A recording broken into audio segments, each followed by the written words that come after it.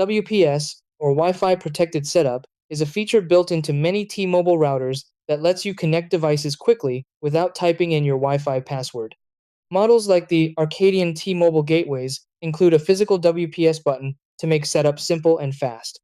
To use it, press and hold the WPS button on your router for about 2 to 3 seconds.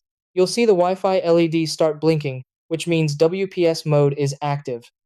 Then, on the device you want to connect, open its Wi-Fi settings and choose the WPS option. Within a short window, the router and device will automatically exchange network credentials and complete the connection. WPS is especially convenient for smart home devices, printers, and Wi-Fi extenders. However, it's important to understand that WPS has known security weaknesses, including vulnerabilities to brute force PIN attacks. Because of this, cybersecurity experts recommend using WPS only on trusted home networks and disabling it after you finish connecting your devices. You can turn off WPS through the T-Mobile Home Internet app or by logging into your router's web interface.